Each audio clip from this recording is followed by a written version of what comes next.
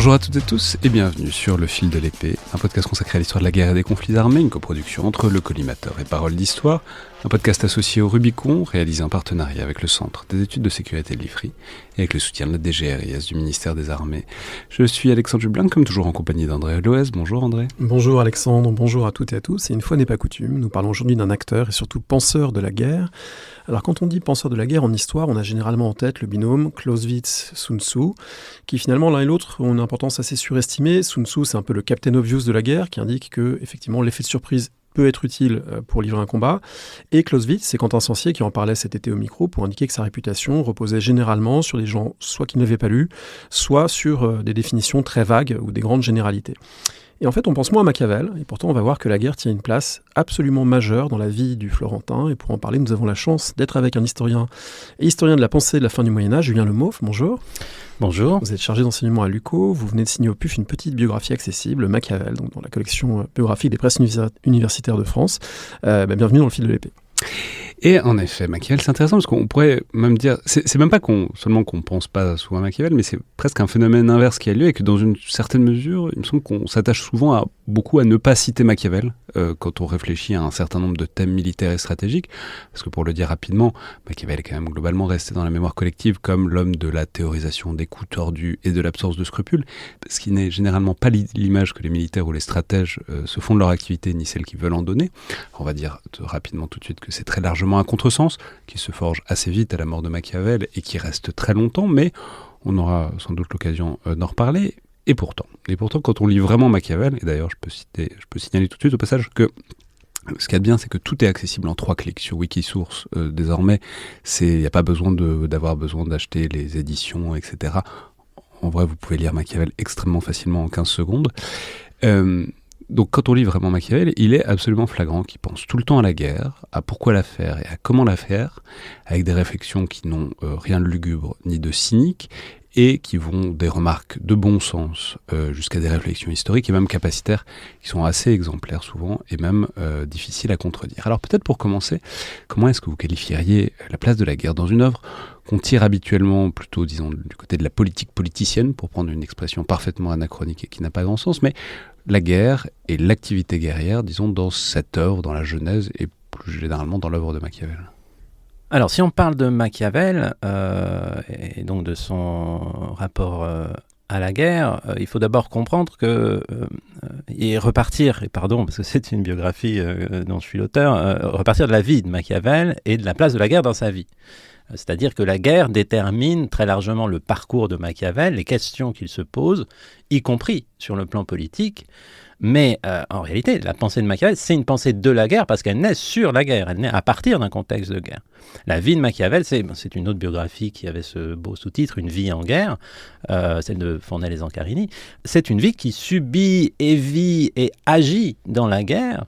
Et à partir de là, eh bien, Machiavel va élaborer sa perception du politique, mais qui est aussi un politique en guerre. C'est-à-dire c'est la politique florentine dans un contexte où l'enjeu central, c'est la survie de Florence, c'est l'indépendance de Florence, la liberté des Florentins.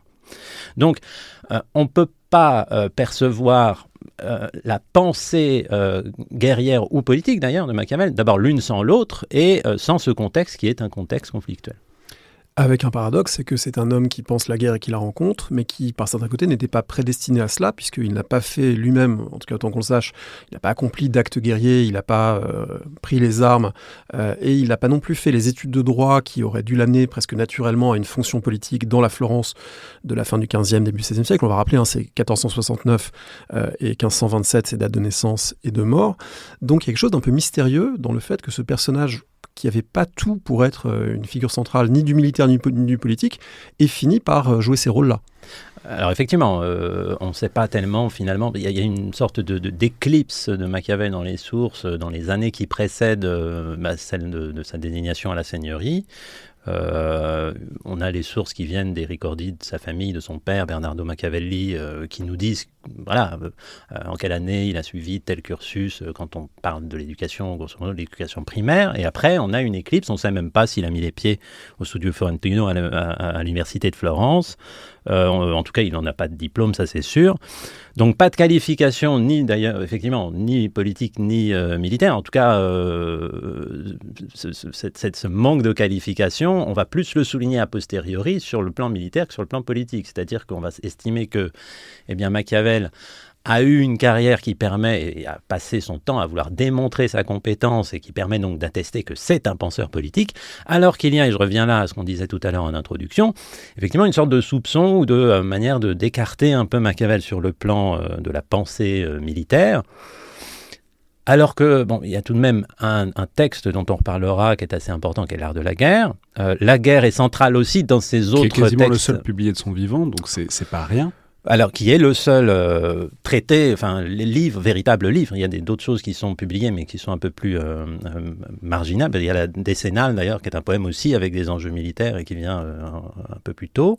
Il est, là encore, sur la question des réalisations, il est quand même perçu aussi comme ayant contribué vraiment aux réalisations militaires à Florence. Parce que là, c'est aussi son engagement à la seigneurie et ses réalisations, si on fait le bilan de ses années à la seigneurie, c'est largement des réalisations d'ordre militaire. Ce que j'allais dire, c'est là que ça s'imbrique, c'est que pourtant, donc pas beaucoup de qualifications, et pourtant, il est diplomate, évidemment, mais il est diplomate dans le contexte des guerres d'Italie. Il passe son temps à aller voir le roi de France pour globalement parler de soutien, de tribus, de troupes, etc. Donc des questions très directement militaires, c'est de ça qu'il est question quand il fait ses différentes ambassades à droite et à gauche.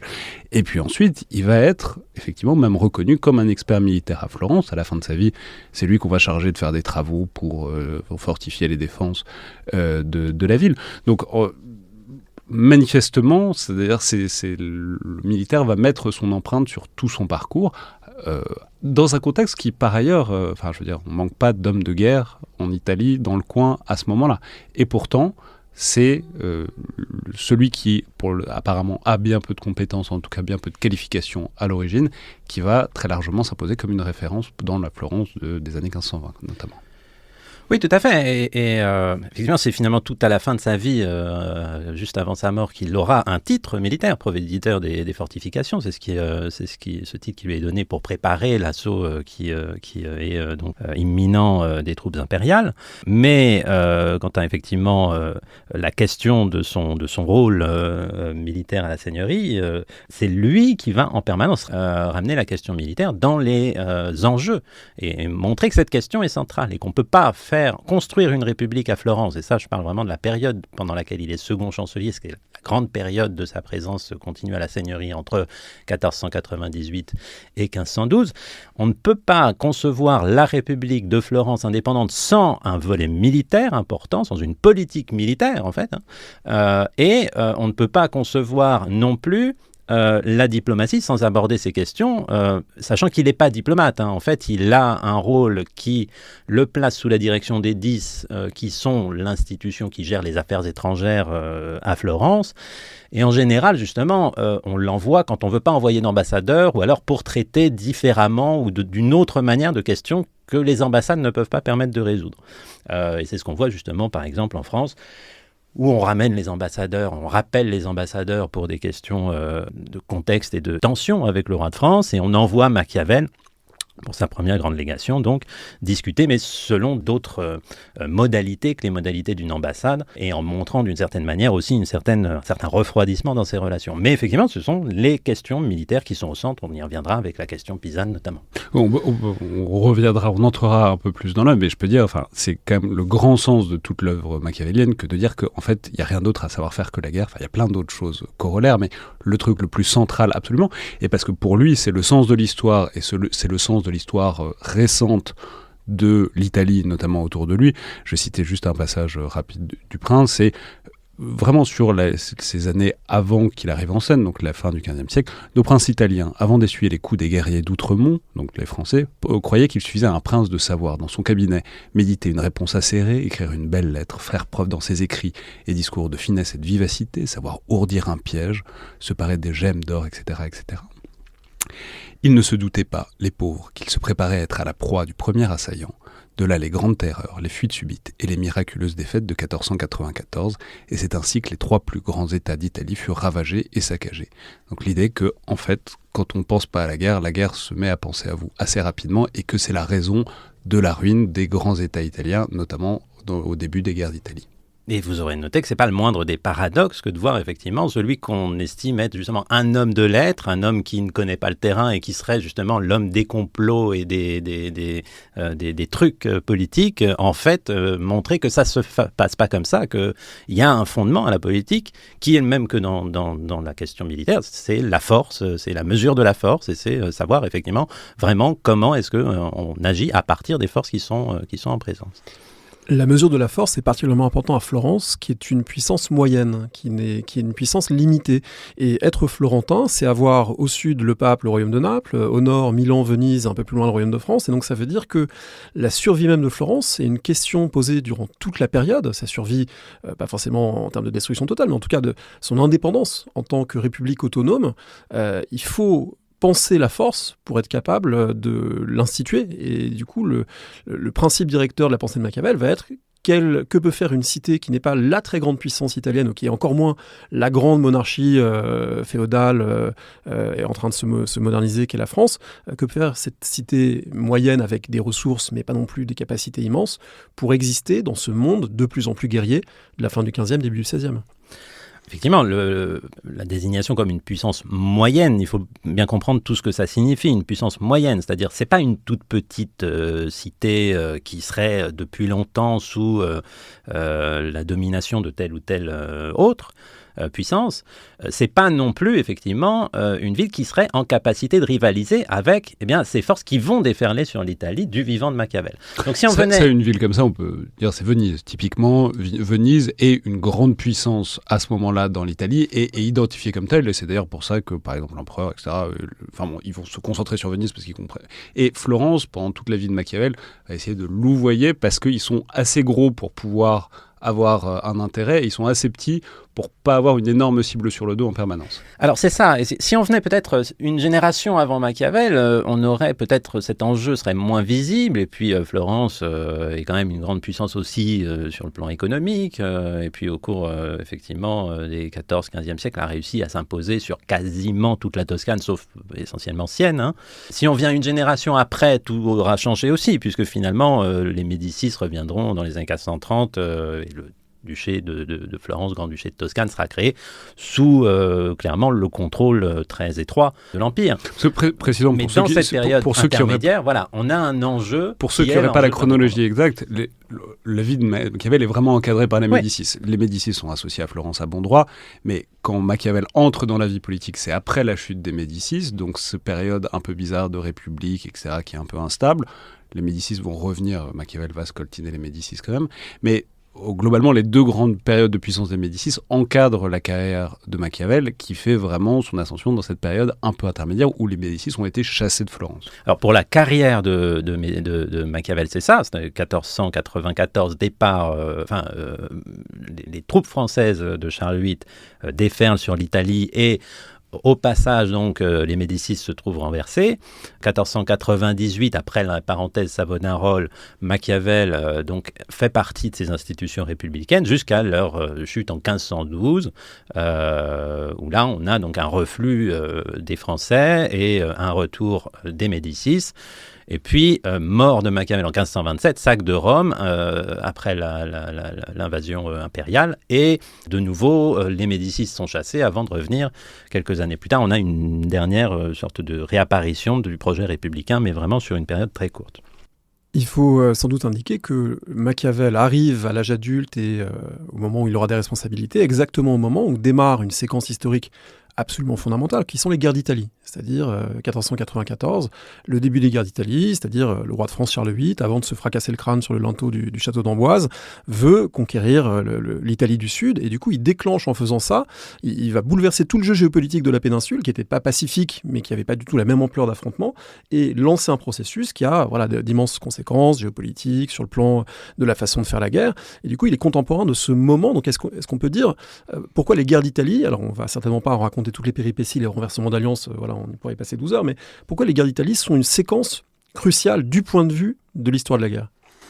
Ce qu'on peut retenir en tout cas, c'est qu'effectivement, à partir du moment où en 1494, la France décide, Charles-Louis décide de faire valoir ses prétentions sur le royaume de Naples, et donc de faire entrer ses troupes en Italie, subitement, des puissances ou des seigneuries telles que Florence se trouvent minimisées en termes de force, rapetissées face donc au déferlement d'abord des Français, et puis évidemment des Espagnols qui, par la couronne d'Aragon, ont aussi donc ces prétentions napolitaines, et puis ensuite l'Empire avec Maximilien Ier, et puis ensuite évidemment Charles Quint qui va réunir donc les forces à la fois espagnoles et impériales sous son commandement, et donc oui, Florence, à partir de là, se trouve rapetissée, on le disait, ce n'est plus une puissance moyenne ailleurs qu'à l'échelle de l'Italie. Je veux dire, à l'échelle européenne, c'est une toute petite puissance qui est obligée de compter sur bien deux outils, l'outil diplomatique, donc, et ça va être effectivement les différentes légations et négociations de Machiavel, et l'outil militaire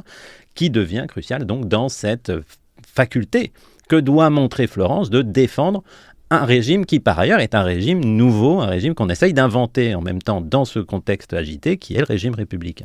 Alors comme toujours, on vous rappelle que c'est bien d'écouter l'émission en essayant d'avoir sous les yeux une carte de l'Italie de la fin du XVe siècle pour essayer de situer les choses. Et puis si je devais faire un parallèle vraiment forcé, mais peut-être pour essayer de clarifier ça, c'est comme si l'Italie du XVe siècle, XVIe siècle devenait le terrain d'affrontement de deux blocs super puissants, un peu à la façon dont l'Afrique de la guerre froide a été un lieu d'affrontement entre les Soviétiques et les États-Unis. Voilà, c'était un espace qui était déjà conflictuel, mais là arrivent des acteurs géopolitiques encore plus gros, encore plus puissants et qui vont bouleverser les jeux d'alliance et le jeu guerrier à l'intérieur. Il faut peut-être dire un dernier mot de la situation. Pourtant, le moderniste Alexandre m'a pas repris sur ma comparaison un peu échevée. Ou alors c'est de guerre lasse. Je pense qu'il y a d'autres gens qui vont vous cartonner dessus avec plaisir. Il n'y a pas besoin de moi. Non mais un autre élément peut-être qu'il faut replacer, c'est dans cette société éminemment guerrière qu'est l'Italie de la fin du Moyen-Âge, donc du 15e, mais aussi ça commence déjà bien avant, c'est l'omniprésence du phénomène qu'on appelle les condottieri, c'est-à-dire de ces espèces de chefs de guerre privés, mais qui se vendent très volontiers à droite et à gauche, avec une fidélité potentiellement inégale, et qui, au moment, dans cette fin du XVe siècle, se taille quand même des territoires et du pouvoir et s'installe. C'est pas que des troupes de mercenaires qu'on loue pour la saison. C'est des gens qui cherchent à s'établir et qui réussissent un certain nombre de fois. Et je le mentionne parce que ça va être absolument central, on aura l'occasion d'y revenir dans la réflexion guerrière de Machiavel. C'est le danger de ces gens-là et de ce montage-là. Mais en tout cas, il faut peut-être dire un mot du fait que c'est une société ravagée en permanence par ces guerres animées par des acteurs privés puissants. L'analyse de Machiavel parle largement de ce fait qui est que les puissances italiennes reposent donc sur des condottieri. C'est-à-dire, qu'est-ce que c'est qu'un condottiere ? C'est un capitaine à la tête de troupes qui sont à sa solde à lui, de ce qu'on appellerait une armée privée ou une milice privée. Et on appelle ça un condottiere simplement parce qu'il signe une condotta avec donc une puissance quelle qu'elle soit, qui est un contrat d'engagement donc de troupes privées par une cité telle que Florence ou telle que d'autres. Et effectivement, au fil du temps, et on le voit nettement à la fin donc 15e et début 16e, certains de ces condottieri sont parvenus à se tailler à leur tour des possessions en propre dans les terres italiennes, et beaucoup ont des prétentions qui sont de fonder ou de diriger leur propre cité, leur propre État.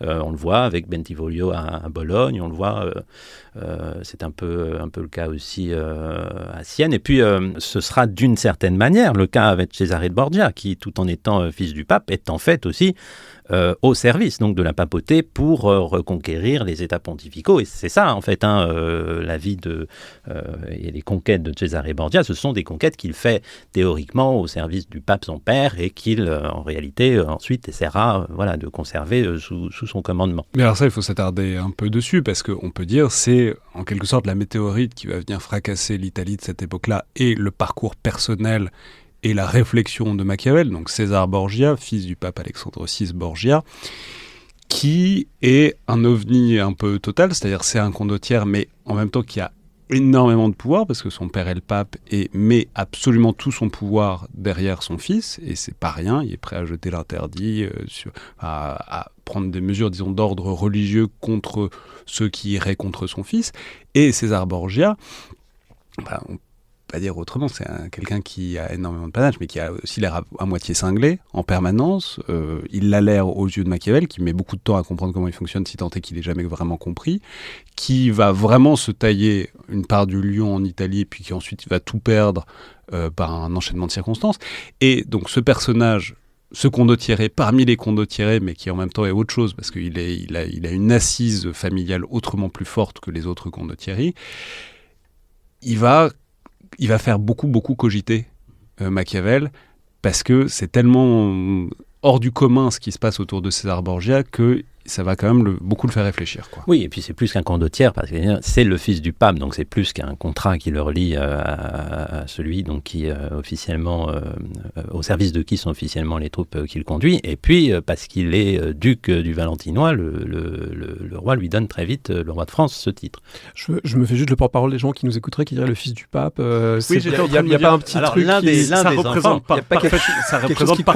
ça représente parfaitement l'état du christianisme à la fin du XVe siècle, qui donnera un certain nombre de choses au XVIe, que effectivement le pape a un fils qui est tout à fait ok, et tout le monde est d'accord avec ça, puisque le pape... il a plusieurs enfants, il a un certain nombre d'enfants, on ne sait pas exactement combien d'ailleurs, il y a des débats là-dessus, mais effectivement, Cesare Borgia est je ne sais pas si c'est son fils préféré, en tout cas c'est celui qui a le plus de panache, on va dire, plus visible. C'est ça, et puis qu'il charge d'une mission donc particulière qui est effectivement la reconquête des États pontificaux en Romagne, et qu'il essaye, c'est en tout cas une des ambitions d'Alexandre VI, d'installer à la tête d'un État durable qu'il aimerait voir perpétuer la lignée Borgia comme une grande lignée italienne.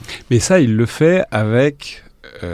César Borgia, c'est un chef de bande, quoi. C'est un très très bon chef de bande et un chef de condottieri. Et c'est notamment on va y revenir, mais il est à la tête d'un certain nombre de capitaines qui eux-mêmes viennent dans une entreprise qui est un peu bizarre pour les condottieri, parce tout est légitimé par le pape. Mais en tout cas, c'est ça qui va être le fondement de sa puissance militaire dans l'Italie de ces années-là. C'est lui et tous les condottieri autour de lui qui, disons-le, enchaînent les victoires militaires. Mais c'est là où Cesare Borgia est... Alors d'abord, pour revenir à ce qu'on disait tout de suite, c'est effectivement l'inattendu, c'est l'événement, c'est ce qu'on n'attendait pas, et ça participe très certainement aussi à forger chez Machiavel cette pensée de l'occasion, de savoir se préparer à des temps nouveaux qu'on ne peut pas anticiper précisément. On ne sait pas ce qui va se passer, et on ne sait pas quand une figure comme Cesare peut surgir.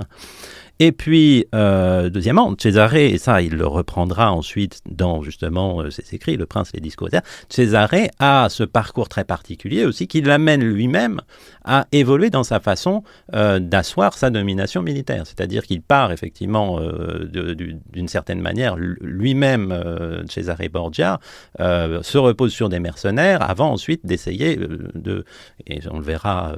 après Sinigalia, peut-être qu'on en parlera, de supprimer, même violemment, le niveau intermédiaire des capitaines par l'intermédiaire desquels il a le contrôle donc, sur les troupes. Et essayer d'avoir un contrôle, une loyauté beaucoup plus directe de ses troupes. Et puis évidemment, ce parcours ensuite se fracasse sur l'autre inattendu qui est la mort de son père. César Borgia, et puis les différents condottières, et puis le roi de France et les Vénitiens, etc. Ils combattent comment en cette fin de XVe siècle? Parce que c'est une époque de montée de l'artillerie, c'est une époque où les tactiques d'infanterie sont en train de changer, donc Machiavel en est à la fois le témoin, et peut-être pas d'ailleurs le meilleur témoin sur ces aspects-là, on pourra peut-être en reparler. Non, par contre, il noircit beaucoup de pages dessus. Si on regarde vraiment dans l'ensemble de l'œuvre de Machiavel, il a beaucoup d'avis sur les formations d'infanterie, sur la place de l'artillerie, etc. Voilà, mais peut-être pas beaucoup sur l'artillerie. Enfin voilà, à mon avis, c'est une question qu'on peut soulever. Cette guerre qui se transforme, qui s'est quand même transformée à la fin du Moyen-Âge, à quoi elle ressemble dans l'Italie de la fin du XVe? Alors, n'étant pas historien militaire, j'aurais sans doute plus de choses à dire sur ce que dit Machiavel de tout ça que sur ce qu'on y voit vraiment.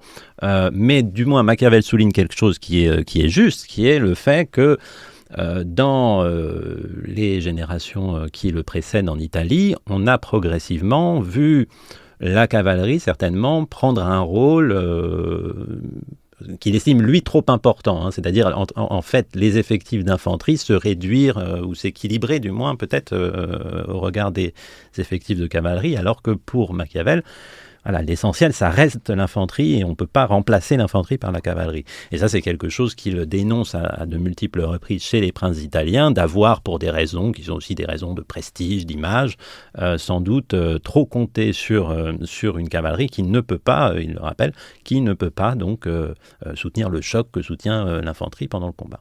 Sur l'artillerie aussi, il a des avis d'ailleurs, et aussi sur l'architecture militaire, sur les forteresses, il a des avis assez arrêtés sur l'artillerie, par exemple. Il montre comment c'est une arme qui, parce qu'on dit de son temps, et c'est ce qu'il dit, je ne sais plus si c'est dans l'art de la guerre ou dans les discours, ou dans les deux peut-être d'ailleurs, c'est une évolution dont on dit qu'elle rend plus périlleuse la guerre, plus mortelle pour les soldats. Ce qu'il souligne, c'est que c'est surtout une arme, enfin les armes d'artillerie sont surtout un élément qui favorise l'attaquant notamment dans une attaque contre une ville, et qui est difficile à maîtriser pour un arsenal défensif. Bon, par exemple, ça fait partie de ces nombreux avis assez arrêtés, effectivement, qu'on peut voir dans l'art de la guerre, notamment. Mais alors, son intérêt sur l'infanterie par rapport à la cavalerie, c'est intéressant parce que ça repose tout à fait sur son obsession. Enfin, disons-le, si on pense que la cavalerie est très importante, en fait, des bandes de mercenaires bien armés font une vraie différence, parce que c'est des gens qui sont bien équipés, qui ont des moyens et qui peuvent faire une vraie différence. Or, au contraire, il pense, et globalement la première moitié du XVIe siècle va lui donner raison, que l'infanterie tient de plus en plus le choc, ce sera les tertios espagnols, etc. Globalement, on se met à arriver vers des formations d'infanterie qui sont très solides, qui sont capables de soutenir le choc d'une cavalerie lourde, et c'est effectivement le mouvement tendanciel avec plein d'exceptions et de haut et de bas. Mais tout ça est corrélé avec l'obsession totale de Machiavel, qui va être une des grandes œuvres de sa vie, et qui est complètement présente dans sa réflexion politique, qui est de créer une armée. Une armée de conscription. Une armée de conscription, ce qu'on appelle l'ordinanza, donc une armée pour Florence. Et que Florence, donc, cesse de faire comme tout le monde à l'époque, de s'en remettre à ces bandes de cavaliers. Alors, il n'y a pas que des cavaliers, mais ces bandes de mercenaires, les comtes de Thierry, et qu'ils recrutent et qui forment une armée propre, qui ne dépende pas d'un lien d'argent, qui soit une armée qui soit là pour défendre la cité. C'est très raccord avec son obsession pour la République romaine, enfin pour l'histoire romaine d'une manière générale, sur laquelle on reviendra. Mais voilà, ça c'est, c'est aussi le projet par lequel il entre dans l'achèvement de choses militaires, dans lequel il est vraiment ouvrier de questions militaires, c'est doter Florence d'une armée, et ça dès le début du XVIe siècle. Et ça vient, alors certainement, effectivement, appuyé par une certaine culture et lecture des anciens, mais ça vient bien avant les textes qu'il fait dont il est l'auteur dans les années 1510-1520. Ça vient effectivement tout de suite, dès qu'il est second chancelier et qu'il s'intéresse à ces questions de politique étrangère de Florence, donc aux questions essentiellement militaires qui entourent les enjeux florentins, eh bien, il signale qu'il y a une chose à faire, c'est doter Florence des armes propres, d'armes propres, d'une armée en propre, d'une armée florentine, qui est effectivement une armée de citoyens. Et qu'il oppose donc aux mercenaires, et qu'il opposera aussi aux armées auxiliaires, mais ça on verra peut-être ça en détail après. En tout cas, il oppose effectivement les mercenaires aux armes propres. Il faut des militaires qui soient des citoyens, et c'est un modèle qui est à la frontière entre la conscription, en tout cas qui n'est pas une armée de métier, et quand il en parlera plus en détail, effectivement, on est sur un système qui est un système de recrutement, qui n'est pas exactement une conscription, parce qu'on est quand même sur une sélection aussi de ceux qui ont...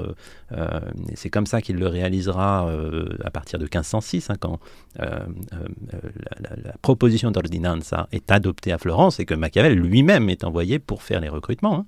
Donc c'est un recrutement quand même de ceux qui sont considérés comme aptes à la guerre, et quand il détaille la question du paiement des troupes dans ses écrits ensuite, ils sont quand même payés, mais ils doivent être payés d'une manière qui les dédommage d'une certaine façon, sans leur permettre de s'enrichir, parce que le problème c'est ça aussi chez les mercenaires, c'est pas seulement qu'ils sont pas fiables, c'est aussi, et c'est un des grands problèmes que soulignera Machiavel, c'est aussi qu'ils ont intérêt à ce que la guerre se poursuive. Ils n'ont pas intérêt à la paix. Et c'est ça une des grandes... Parce qu'on comprend bien, défendre une armée de citoyens, c'est défendre des gens qui défendent leur patrie, donc qui défendent leur propre vie, leur famille, leurs biens.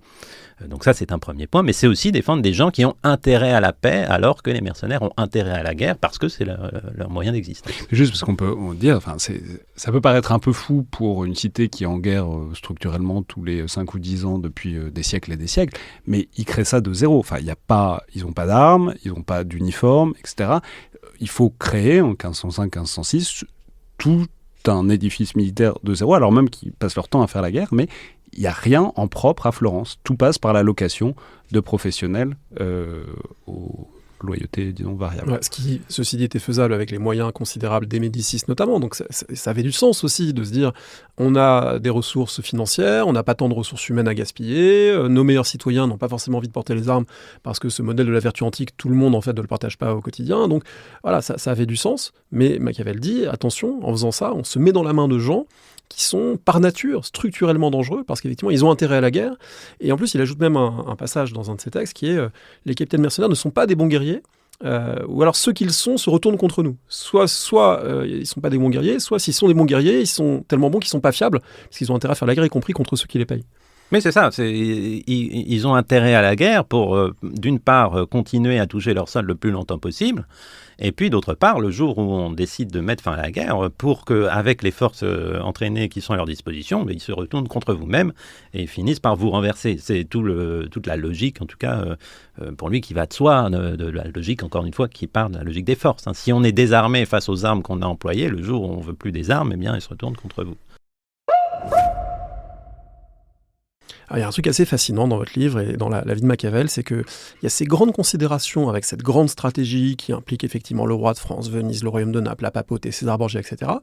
Et puis, de manière lancinante, pendant 15 ans, il y a une épine dans le pied de Florence, qui est cette ville de Pise, qui est censée être sous la tutelle florentine, qui s'en est émancipée et qu'on n'arrive absolument pas à reprendre. Et donc Machiavel, il est comme écartelé entre d'un côté le théoricien qui imagine réformer cette armée, repenser la façon de faire la guerre, et puis l'homme au service de la seigneurie qui n'y arrive pas année après année, et il faut, je ne sais plus combien d'années, mais presque 15 ans, pour enfin arriver à soumettre Pise, qui était censé être un des éléments de la puissance florentine. Oui, effectivement, et en fait, Pise était une possession florentine, on peut le rappeler, et c'est à l'occasion justement de l'arrivée des troupes françaises en 1494 que Pise se retourne contre Florence et décide de prendre son indépendance. Et à partir de là, et puisque à partir de 1494, Florence devient alliée à la France, il va être important à la fois pour Florence et pour la France de régler cette épine dans le pied et de récupérer Pise. Et là, on va tout tenter en fait. Il va y avoir toute une série de périodes de siège, d'assauts qui vont pour la plupart capoter, assez lamentablement d'ailleurs pour certains. Ils ont même le grand projet avec Léonard de détourner l'Arno, de détourner le fleuve pour ruiner Pise. Ils se plantent lamentablement. Et ça coûte une fortune, et c'est reproché aussi largement aux dirigeants de la seigneurie, et notamment à Pierre Soderini, qui à cette période-là est donc devenu gonfalonier à vie de la République, et à Machiavel, qui est son conseiller, l'un des principaux conseillers, et notamment sur les questions militaires. Effectivement, on a ce projet qui est fait, et on recrute pour ça Léonard de Vinci, même si en réalité le rôle pratique sur place de Léonard est assez discutable. Il y a d'autres ingénieurs après qui vont être là pour la mise en pratique des choses. On aurait demandé conseil à Léonard, qui aurait fait un tour à Pise pour dire que oui, ça lui semblait bien possible, peut-être pas beaucoup plus que ça en tout cas. Et donc ce projet de détourner l'Arno pour en réalité priver Pise de la rivière, empêcher aussi l'accès par mer qui permettait à Pise de continuer à exister et à vivre même en période de siège, et ça effectivement ça loupe lamentablement, puisque on construit un canal de dérivation qui finit par inonder les plaines, par détruire des récoltes florentines et sans du tout empêcher l'Arno de continuer à couler dans Pise. Donc finalement ça rate complètement.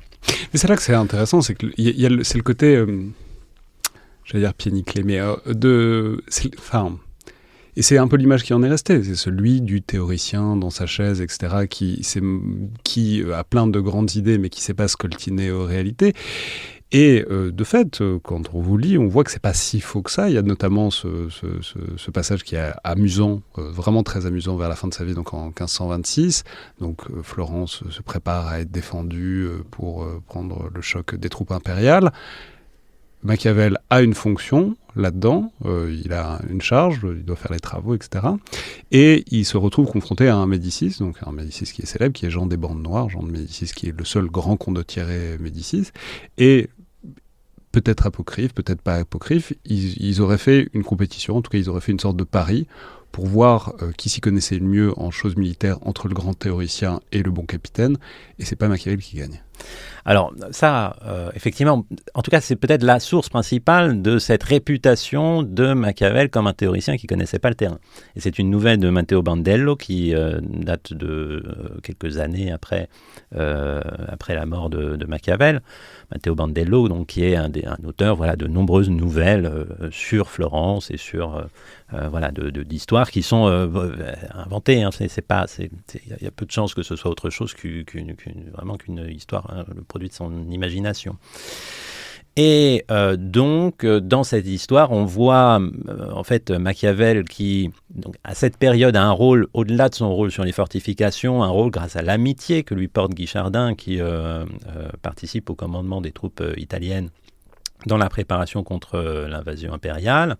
Machiavel donc, est défié par Jean des Bandes Noires qui en a assez, a priori, de ses conseils, de ses idées, de ses théories. Et donc, Jean des Bandes Noires, sur lequel il y a eu un beau livre, évidemment, de Florence Alazard, il y a de ça 2 ou 3 ans, le défi de mettre en ordre les troupes, qui doivent être 3 ou 4 000, aussi facilement qu'il le dit.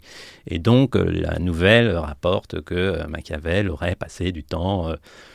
se serait énervé, aurait crié, juré dans tous les sens, et que ça n'aurait pas marché, et que Jean des Bandes Noires serait revenu et en 2-3 gestes ou 2-3 coups de tambour aurait mis tout le monde en ordre. Et donc voilà, c'est la victoire de la pratique contre la théorie. Tout ça, et que ce soit d'ailleurs sur l'anecdote sur l'Arnaud dont on parlait tout de suite, ou sur cette anecdote inventée, tout ça est au fondement d'une réputation de Machiavel comme théoricien de la guerre qui ne connaîtrait pas la pratique, mais il ne faut pas oublier qu'entre-temps, c'est quand même à lui qu'on a attribué la victoire sur Pise, justement. Hein. Et lorsque Pise revient dans le giron florentin, eh bien, c'est lui à qui on attribue les mérites de cet épisode, et il y a des feux de joie dans Florence, ses amis rapportent, il y a des lettres qui lui sont écrites qui disent « vous êtes un prophète, vous êtes... et il devient un véritable héros pour les Florentins, mais sur la base justement d'une réalisation vraiment militaire. Donc c'est là où on voit que le travail de la mémoire et de la manière dont on se souvient d'une figure comme Machiavel finit par sans doute inventer une nouvelle figure par-dessus la réalité historique, que ce soit d'ailleurs sur le conseiller cynique en politique ou sur le théoricien incompétent en termes d'art militaire.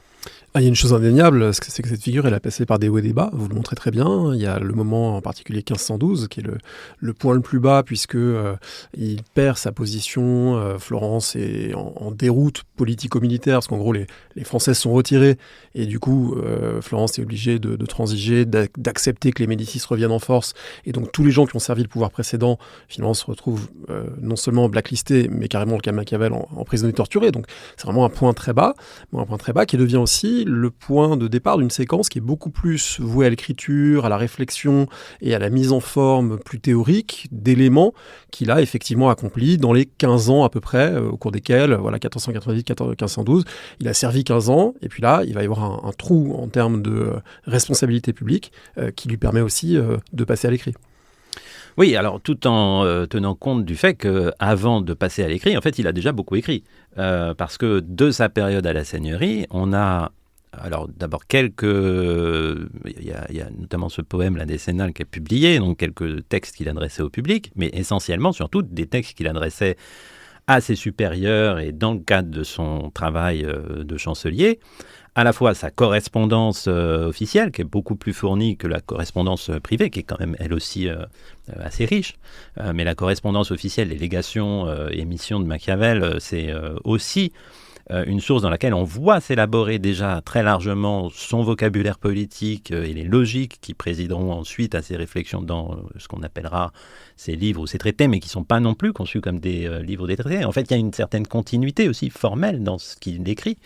Et puis, il y a aussi quelques textes qu'il a écrits sous la forme de ce qu'on appellerait aujourd'hui des rapports ou des notes assez supérieures sur la France, sur les affaires allemandes, sur Pistoia, sur d'autres lieux comme ça, où il essaye justement toujours d'avoir une réflexion qui est aussi une réflexion de mesure des enjeux, notamment en termes militaires, en tout cas des forces en présence, et puis des richesses de tel ou tel pays. Et on passe donc, effectivement, avec cette césure qui est 1512 et qui est le moment où il se trouve chassé de la seigneurie, on passe au prince, mais le prince reprend d'une certaine manière aussi cette volonté de compiler ses pensées sur son expérience. Et donc, disons, la rupture dans sa vie n'est pas forcément une rupture dans son œuvre, hein, et finalement, c'est plutôt l'aboutissement de ses années à la seigneurie, et c'est comme ça qu'il le conçoit, qui lui permettent de compiler son expérience et d'arriver à ce texte qui n'est pas conçu comme un livre, mais bien comme une sorte de rapport qu'il espère voir circuler autour des Médicis aussi pour faire la preuve de sa compétence et éventuellement pouvoir revendiquer un retour à certaines fonctions. Mais mentionnons tout de suite que c'est là aussi que, faut peut-être dissiper le malentendu qui est permanent sur Machiavel, qui est que Le Prince, c'est un livre... pour lui, c'est un constat, quoi. Il décrit pas les choses telles qu'il pense que ça devrait se passer.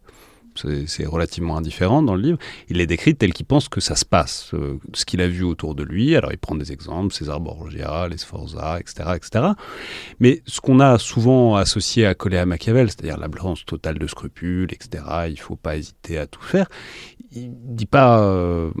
c'est bien, il dit pas c'est mal, il dit c'est comme ça. Fonctionnellement, c'est comme ça. Je vous donne plein d'exemples. Je médite sur l'histoire italienne récente. Et le bon prince, c'est celui qui comprend que c'est comme ça. C'est celui qui comprend que c'est comme ça. Et ensuite, on peut mettre plein de vertus à droite à gauche si on veut. Mais on en a gardé le truc de, en fait, il se complaît dans l'absence de principe. Il s'y complaît pas. Il constate que les principe et la vertu n'a pas une pas une qualité performative énorme dans l'Italie qui l'entoure, quoi. Ça, c'est un peu le côté, le réalisme de Machiavel, et on a beaucoup écrit là-dessus depuis Léo-Strauss et d'autres. Ceci étant, c'est encore plus, je dirais, souterrain que ça, disons, cette évolution. C'est-à-dire que pour Machiavel, c'est pas qu'il n'y ait pas de vertu, d'ailleurs, hein. C'est juste que la vertu n'est pas la même chose que ce qu'on pensait qu'elle était. La vertu, ce n'est pas quelque chose qui correspondrait aux anciennes vertus cardinales, courage, justice, prudence, etc. Et encore moins aux vertus théologales qui étaient ajoutées et qu'on peut retrouver dans les miroirs des princes au Moyen-Âge ou dans les grandes œuvres également picturales, la fresque du bon et du mauvais gouvernement à Sienne. Vertu théologale, c'est genre charité, espérance, et il m'en manque une. Foi, espérance et charité. Ouais. Donc, autant dire que c'est pas exactement ça qui détermine les rapports de force de l'Italie du XVe siècle. Machiavel ne dit pas non plus que ces vertus puissent pas avoir leur importance. Ce qu'il dit, c'est qu'en politique, en tout cas, il faut savoir qu'il y a une vertu centrale qui est donc, c'est comme ça qu'il va réinventer la virtu, c'est une vertu qui part effectivement de l'observation, de la capacité à s'adapter à partir d'un diagnostic, d'un constat, s'adapter au temps et aux circonstances pour agir selon ces circonstances. Ça ne veut pas dire qu'il recommande... Pour faire un parallèle qui n'a rien à voir, mais pour faire un clin d'œil avec un autre théoricien, on appellerait ça le coup d'œil clausewitzien. C'est sur un champ de bataille, c'est l'idée que il y a un coup d'œil, il faut comprendre comment ça se passe, et que c'est en comprenant comment ça se passe et en s'y adaptant très vite et en choisissant le bon moment qu'on a les résultats qu'on veut.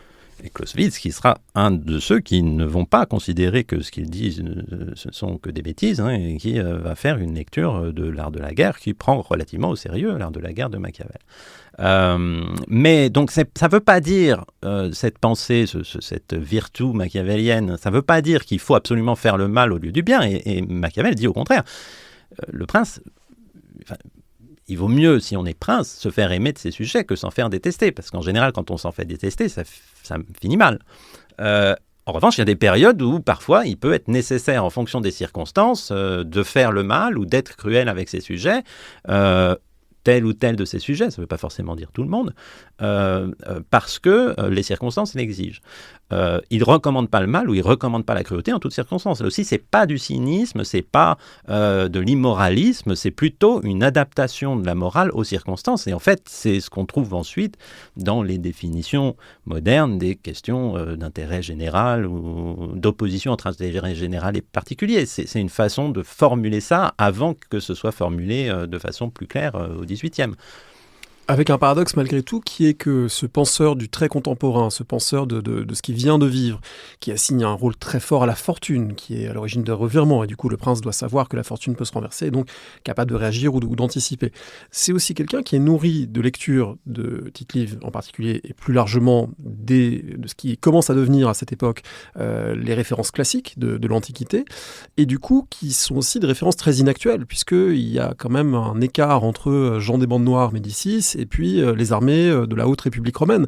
Donc il y a un décalage chez lui entre le réaliste qui appréhende le monde tel qu'il est à la fin du XVe, début du XVIe siècle, et puis le penseur classique, nourri d'idéaux et de références totalement inactuels, mais avec lesquels il cherche quand même à dialoguer. Là, il y a une tension quand même entre les deux. Alors, inactuel, je ne sais pas parce que...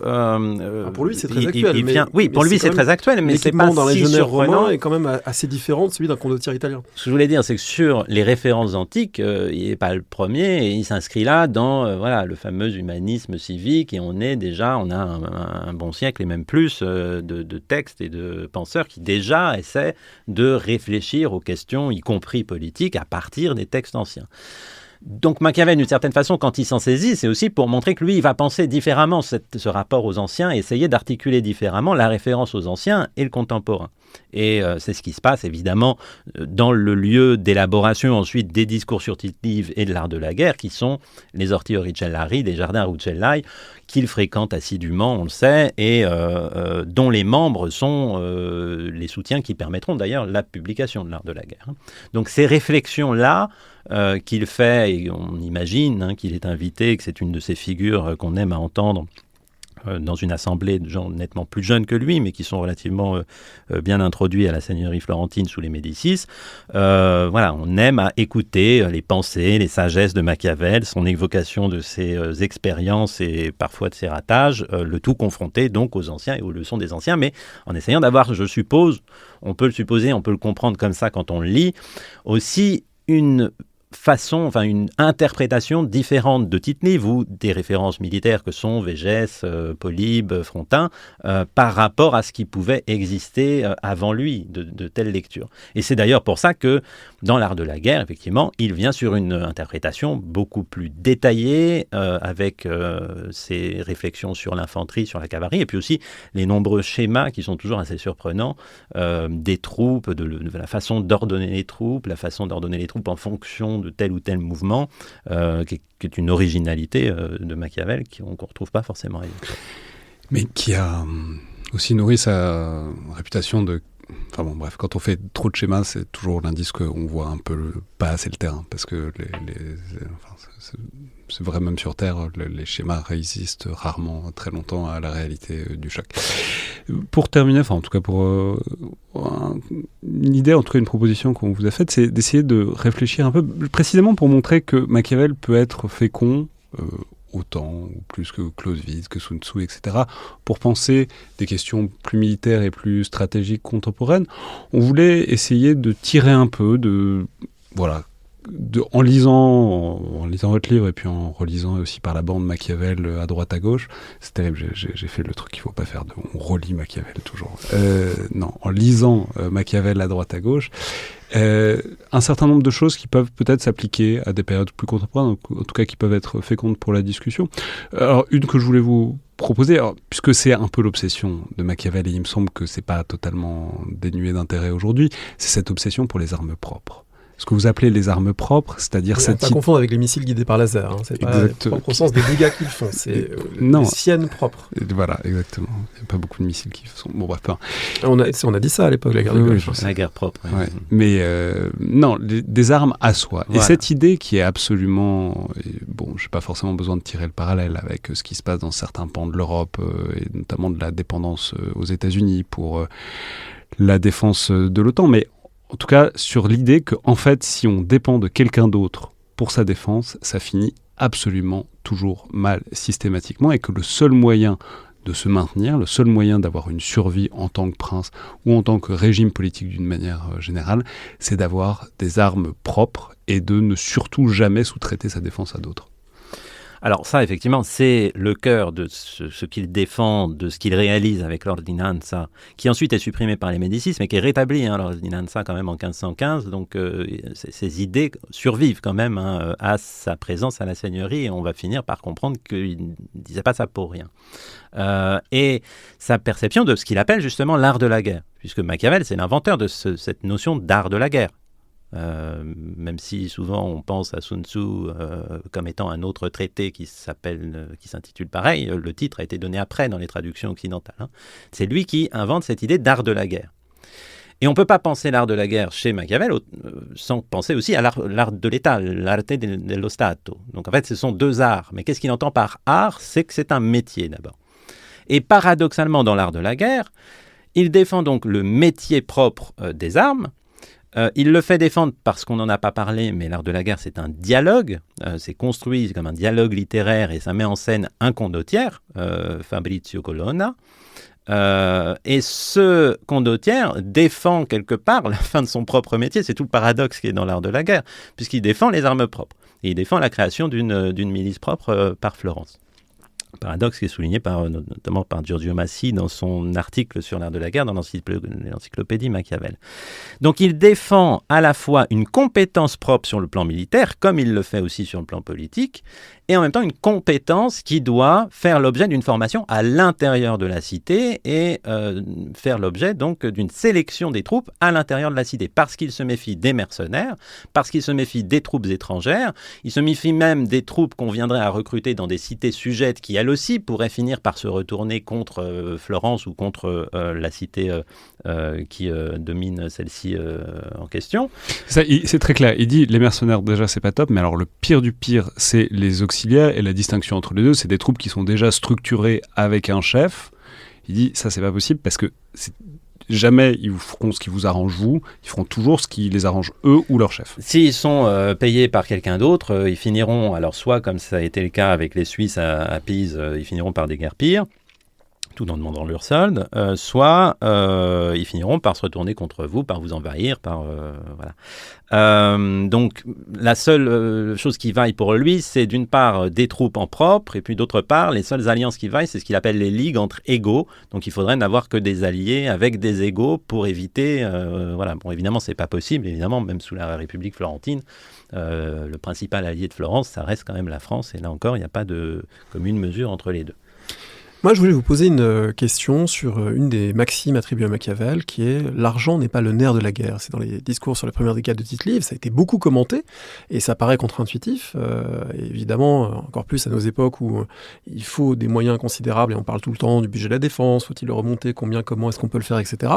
L'idée que l'argent ne serait pas le nerf de la guerre, comment la comprendre chez lui ? Alors, c'est évidemment une phrase importante, et il y a un très grand livre qui a été écrit par Jérémy Bartas qui porte ce titre, qui était sa thèse. Machiavel, dans certains passages, dit quand même qu'il y a plusieurs nerfs de la guerre et l'argent en fait partie, mais en tout cas, c'est pas le premier nerf de la guerre et c'est pas le plus important.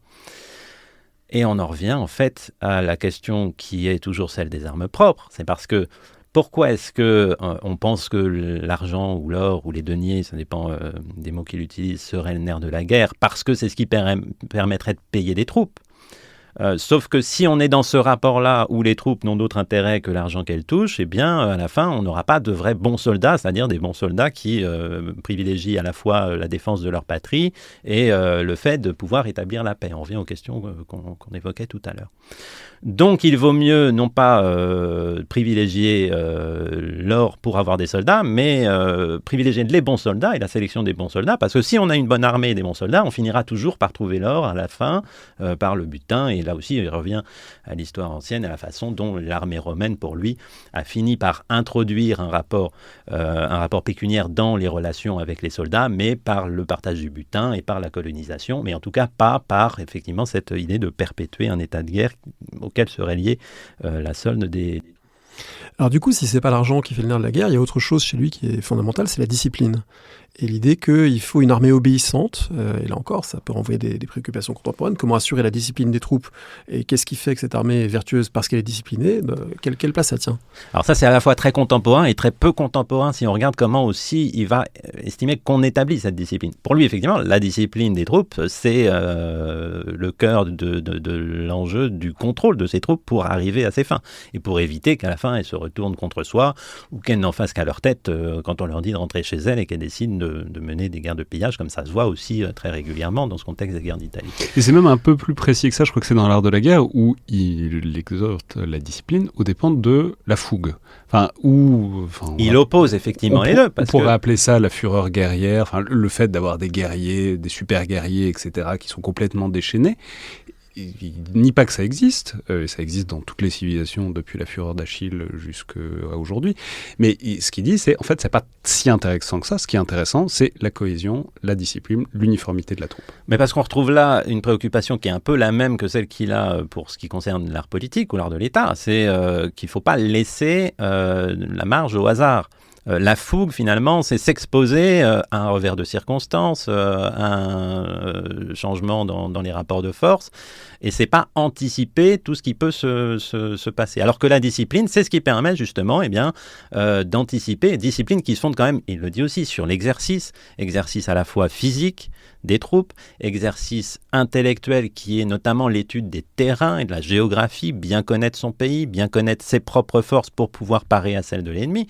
Mais effectivement, il vaut mieux être discipliné que fougueux parce que la fougue, elle finit par s'éteindre et puis quand elle se retrouve face à quelque chose d'imprévu, ça ne permet pas forcément de tenir. Ce qui se connecte avec une autre préoccupation, pour revenir à cette question de l'argent, le contre-modèle de l'argent, c'est donc la vertu. Et c'est là que l'exemple de l'armée romaine, l'exemple romain joue à plein, c'est qu'il considère que le plus important, c'est d'avoir ce que vous appelez des bons soldats, mais c'est des soldats vertueux, c'est des soldats convaincus, et c'est des soldats, on pourrait dire, pénétrés d'un sens civique, qui est aussi, on pourrait appeler ça l'esprit de défense aujourd'hui, c'est comme ça qu'on appelle ça, mais en tout cas, c'est l'idée qu'il faut qu'il y ait une conviction politique pour la défense de la cité, une conviction politique qui sous-tend la fonction militaire, et que sans ça, en fait, tout l'argent du monde ne comble pas le déficit de capacité. C'est là où je disais, c'est à la fois très contemporain et très peu contemporain, et je reviens donc à ce que je disais tout à l'heure, et je renoue le fil de ma pensée.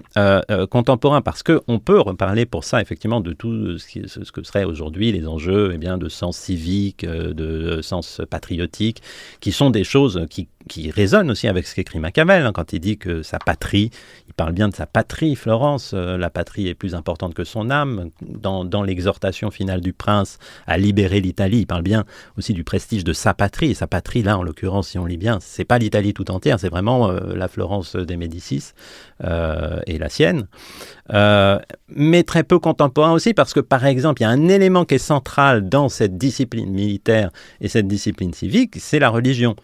Et c'est l'usage civique de la religion, en tout cas l'articulation entre l'espace civique et l'espace religieux qui existait chez les Romains et qui justifie chez Machiavel tous ces passages contre l'Église chrétienne qui serait au fond le terreau d'une forme de faiblesse morale. Ce qui aussi a participé ensuite à en faire un des prophètes de l'athéisme et cette critique de lui comme étant irreligieux. Mais évidemment, quand il parle de faiblesse morale, c'est plutôt à Alexandre VI ou à ce type d'excès qu'il pense et à cette manière donc de perdre la priorité qui est celle de la défense aussi de la communauté, y compris sur le terrain. La dernière question, on enregistre le jour ou la veille, je crois, de l'inauguration de Donald Trump à la tête de l'Alliance Atlantique. C'est quoi un bon allié pour Machiavel ? Pour Machiavel, je veux dire, un bon allié, c'est d'abord un allié qui ne sera pas trop fort et on ne sera pas entre les mains de cet allié. Alors, évidemment, les résonances avec le contexte otanien sont assez visibles. Je vous en laisse entièrement responsable. Ce serait ça. Ce serait un allié qui serait un égal et avec lequel il y aurait des intérêts communs et à la merci duquel dans sa vie personnelle est totalement impossible avec le Royaume de France. C'est-à-dire que c'est très contradictoire. Ce que je disais, effectivement, au fond, il y a aussi un aspect parfois théorique très poussé dans sa manière de poser son discours, mais qui est plus facile à partir du moment où il a quitté la seigneurie, où il peut se permettre de donner des leçons aussi sans forcément que ça corresponde réellement à ce qu'il doit lui-même faire. Mais si on poussait cette réflexion jusqu'au bout, il a en tout cas participé d'un régime à la seigneurie florentine, enfin le régime républicain, qui voulait se poser en égal de la France et poser notamment des négociations à égalité avec la France. Et c'est le problème justement de la négociation autour de la solde des Suisses qui avait été engagée par la France pour conquérir Pise et qui ont fui devant les murs. Mais c'est ce qu'on voit aussi plus tard lorsqu'il discute avec Cesare Borgia, qui fait peur à tout le monde. Et Ce que j'allais dire, c'est si moi, en le lisant, je me suis dit il faudrait vraiment aller chercher tous les passages sur Cesare Borgia, mais il y a un truc assez... Je me suis dit que ça pouvait être fécond sur... Il comprend pas, enfin en tout cas, vers la fin, il finit par comprendre un peu, mais avant, Cesare Borgia... Alors, comme Trump, pas comme Trump, etc. Mais c'est quelqu'un qui a l'air d'effacer toutes les règles, d'être complètement un chien dans un jeu de quilles, complètement imprévisible, complètement incompréhensible pour tout le monde, parce qu'il tue toutes les règles de la guerre et de la petite politique italienne des 14e, 15e siècle. Voilà, comment est-ce qu'il aborde, qu'est-ce qu'il fait de ces gens qui ont l'air d'exister hors de toute rationalité, et pourtant ça marche? C'est là où la figure de Cesare Borgia, en tout cas, est un déclencheur certainement dans beaucoup de ses réflexions, aussi bien d'ailleurs ses réflexions politiques et militaires. Mais ce qu'on comprend, je pense au terme de cette discussion, c'est que le militaire et le politique ne sont que deux parties d'un même art pour Machiavel. Il n'y a pas l'un sans l'autre. Et effectivement, ce qui le fascine chez Cesare Borgia, c'est sa capacité à être en permanence, avoir ce qu'on appellerait un coup d'avance, voire 2 ou 10 coups d'avance, c'est-à-dire à être en permanence dans une action imprévue qui se surajoute à ce qu'il est en train de faire. C'est-à-dire il part à la conquête de telle cité et puis en fait, il envoie la moitié de ses troupes ailleurs pour trahir une alliance et prendre la cité voisine. Et ça, c'est Cesare Borgia, il n'y a jamais l'idée qu'il ne sait pas ce qu'il fait. C'est un truc intéressant. C'est-à-dire, il fait des trucs qu'on ne comprend pas, mais il a toujours une sorte de crédit qui est que, bon, en fait, il est vraiment très bon. Alors après, on voit qu'il y a quand même, quand on se penche un peu sur jour après jour, notamment quand il est parti en mission auprès de Cesare Borgia, Urbino, etc., on voit que jour après jour, il y a des tensions. Il y a aussi les capitaines de Borgia qui veulent plutôt ci ou plutôt ça.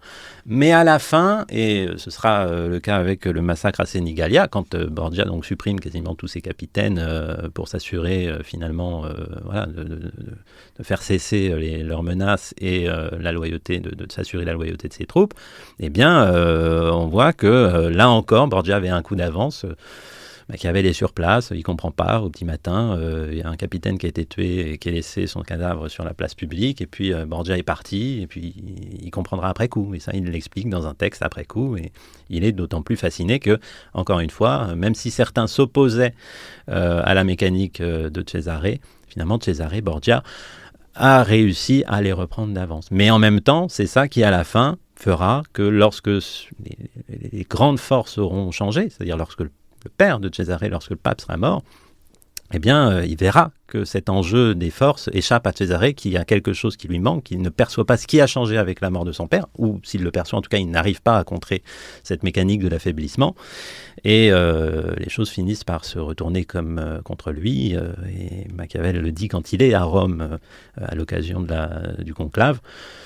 C'est comme si le duc glissait dans son tombeau. C'est le mot de la fin. Merci beaucoup, Julien Lemauff. Merci. On va rappeler les références de ce Machiavel qui est sorti récemment chez PUF. C'était donc Le Fil de l'Épée, un podcast produit et co-animé par Alexandre Jublin et André Loez. Comme d'habitude, toutes les remarques et commentaires sont bienvenus par mail sur les réseaux sociaux. Si vous avez d'autres réflexions tirées de Machiavel et applicables à la situation contemporaine, allez-y, pourquoi pas, c'est riche, et si ça fait lire ou relire Machiavel... Relire, c'est très important de relire, toujours relire. Non mais, je me permets d'insister, c'est très facile. Vous tapez n'importe quelle phrase tirée du Prince de Machiavel, c'est tout de suite sur Wikisource et vous avez tous les chapitres. L'art de la guerre est un peu plus dur à trouver, mais il y a une traduction anglaise qui se trouve facilement, et il se trouve sur Cairn notamment. Il y a un PDF qui se trouve assez facilement en ligne aussi, c'est pas très compliqué. Bref. N'hésitez pas, tout comme noter appréciation sur les outils d'Apple Podcast et de Spotify. Merci à tous et tous, et à la prochaine fois.